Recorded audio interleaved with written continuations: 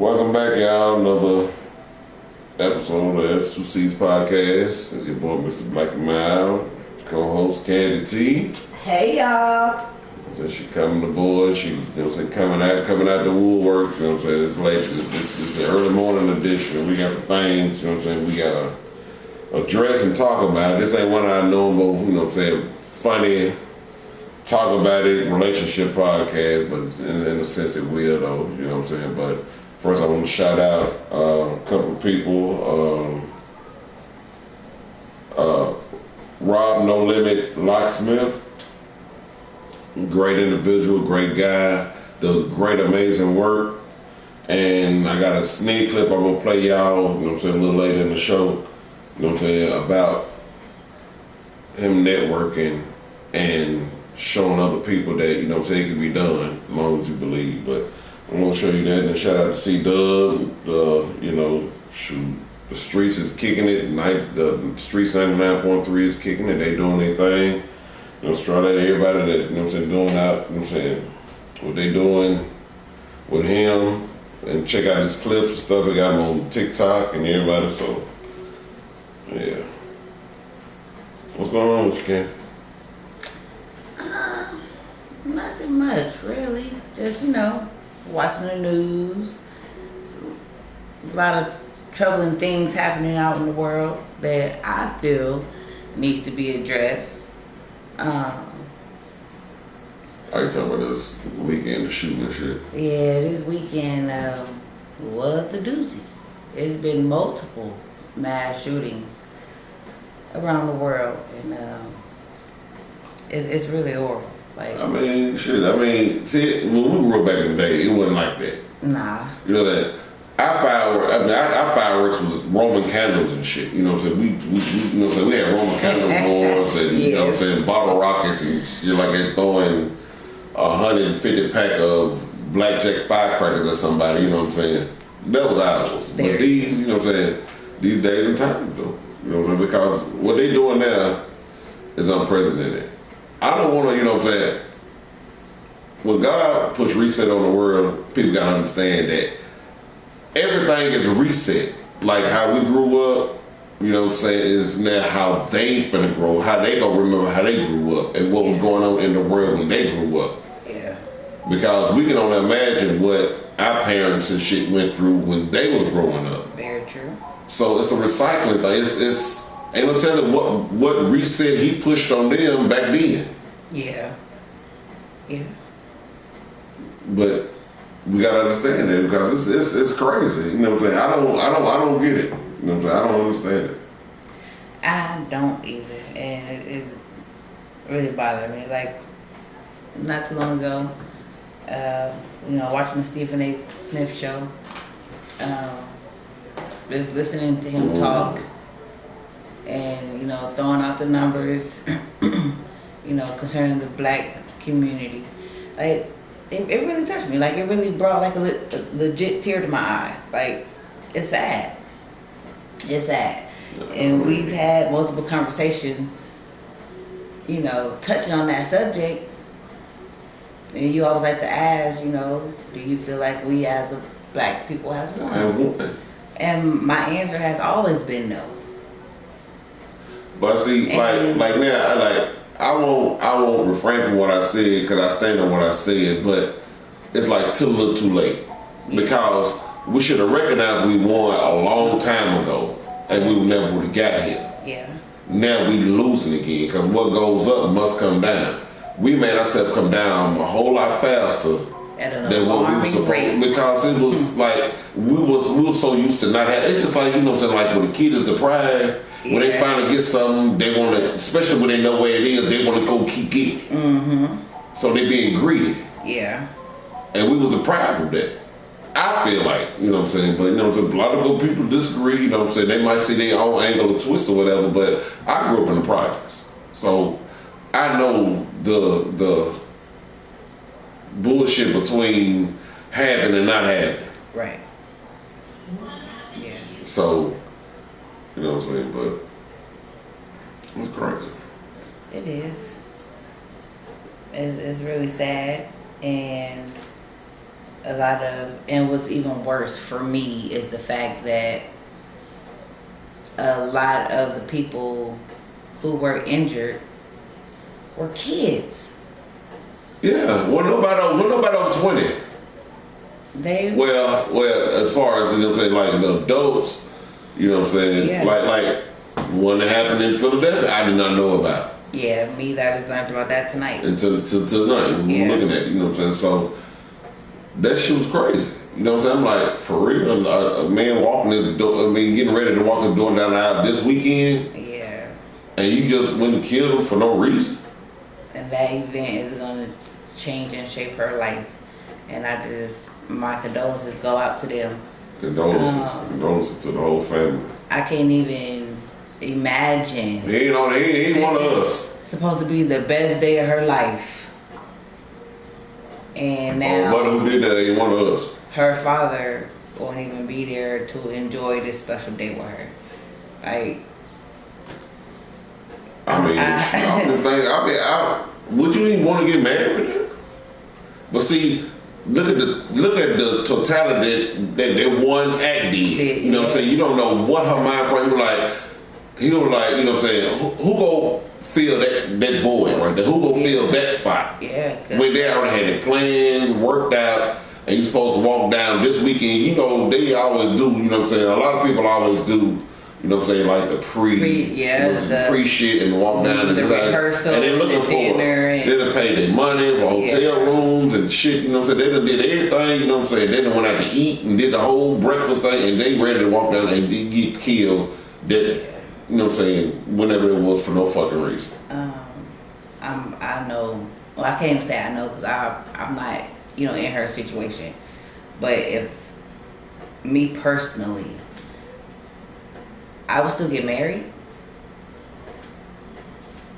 but I don't think that I would enjoy my wedding day the way that I know I'm supposed to.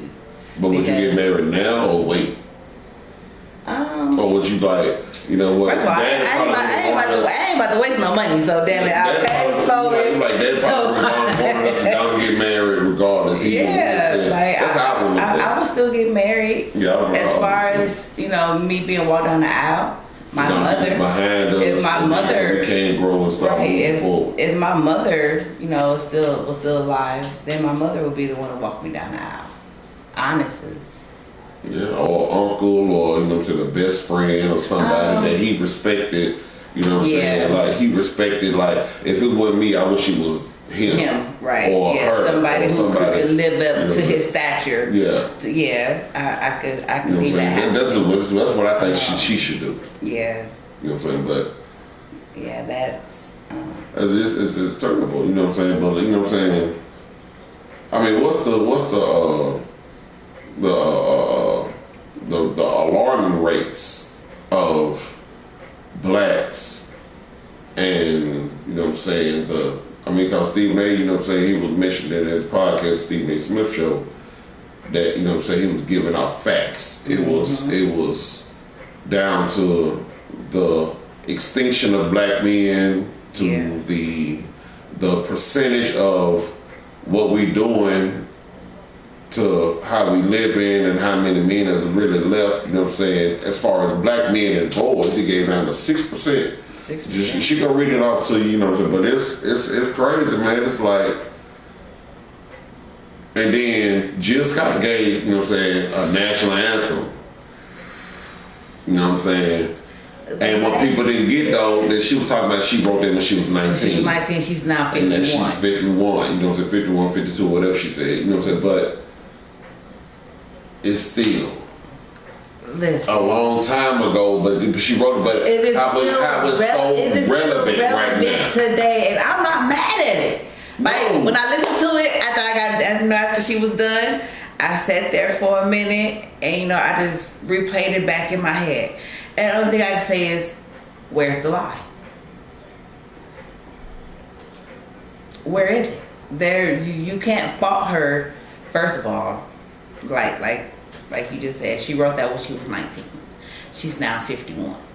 Who knows what she was going through then, what she saw back then that prompted her to write that and remember it. And honestly, the way that the world is going today and everything that's happening concerning black people, I'm not mad at it. And that's just me personally. Big up Jill Scott. Because that's involved. I mean, because they can cancel some shows. You won't. You know what I'm saying? You know what I mean? The time has changed, but it hasn't. Yes. The reset has been put on. It's here. Yeah. And I really don't want to live this new reset. You know what I'm saying? Because we seen the world how it was. Well, at 47, I seen the world how it was. Yeah. When I was growing up. Right. And then transition from the 70s, the 80s to the 90s to the 2000s, and seeing how, I remember when they took paddling out of school. Yeah, I wasn't right. To me, that was the start. When couldn't nobody tell your kid to stop or say no or don't do shit, and you come up to, and then you want to buck this, and then, you know what I'm saying, the principal can't do nothing, because our principal, he wasn't having it. He wasn't having it with multiple kids. He wasn't having it. Man, did 3 patterns and put them holes in it, so it come on, get to that edge. I'm like, whoa, you know what? You hit a wheel. Man, look, guess what? You knew that you didn't want to go to the office. You know what I'm saying? You want to be the one going to the office, taking the lunch tickets up at it in a little yellow envelope. I remember that. You know what I'm saying? The yellow. Yeah, the ones that didn't come to school today. You know what I'm saying? They probably sneak going out and then take number 5 off. You talking about? You know what I mean? I remember those. Yeah. You know what I'm saying? Yeah. You know what I'm saying? That's what we missing is that discipline. Yeah. And everybody want to be $150. Yeah. Everybody want to be $150. Yeah. And then, like I said, like we have won earlier. Like, look, we should have got over that shit a long time. Once we start making millions, we should have started showing how each other should do business. Yeah. How we should, you know what I'm saying, start doing this and doing that. I don't give a fuck if it was 17, 18, 19-year-old. Show them how to put a clothing line together, some shoes together, you know what I'm saying, build a car or something, do something like that, you know what I'm saying? But they ain't, you know what I'm saying, they want the flash, the money, the jewels. And they don't want the competition, and that's where a lot of people are stuck at. They need to get out of their own heads, because for me, there's nothing more pleasurable for me than to see the next person do it and elevate. Right. A lot of people don't want you. They don't want to teach you something and then watch you take what they've taught you and grow from it. And they leave you, you know. But see, they don't understand divine intervention. They don't understand what God is doing. Everybody want to think about what they doing. Yeah. They don't think about what God is actually. Your life is not yours. You living for somebody else. Yeah. But don't nobody want to accept it. They don't like, no, you gotta. Oh, well, God will do it. Once we can accept that, then that's when the world will be a better place. Until then, we're going to continue to hurt and stay stagnant in what we're doing now. But, that goes back to say, like, do Black Lives Matter to black people? No. Or do Black Lives Matter only when somebody else do something to us? Black lives only matter when somebody outside of the black race do something to us. But we gotta start realizing when we killing ourselves. We gotta start realizing but he came off us. You got the stat. I do. But before we go into the stats, I just want to say something. Until we can actually stop being ignorant and blind to the fact that this has been the plan all along, for them to, first they started with our households. They broke up the structure of a strong black household. Once that structure, black, white, you know what I'm saying? Because we ain't the only ones getting affected. Yeah, no, we're not the only ones getting affected, but we're the only ones killing each other off as fast as what we're doing. Yeah, because we don't understand the exactly. So once people can start realizing that has been the plan all along for them to sit back and watch us kill each other off, then we will be better as a whole and be able to move forward. Like I said, they started off breaking the strong black family structure. Once that structure was broken, it was downhill from there, because now you have black women trying to raise a strong black man, which I've tried to do myself, and that is a hard task because we as black women would never know the struggles that a black man goes through. The reason why I say it better be hard because see, if it was easy, then you raising that man up to be just like you as a woman. Yeah. It's hard because you don't know him as he's supposed to be, or what his role is, or what God created him to be, because the person that was supposed to be in there is not there no more. Yeah. Yeah. But then we got to start understanding where that whole lie came in at. I'm talking about going back to the source. When they said, when you go back to wait 2 or 3 years, wait a year or so before you get married. Mm-hmm. Do this and do that, you know what I'm saying? Because back then in the day, you was a virgin. Yeah. And you had sex with that one person that they signed you up for. Yeah.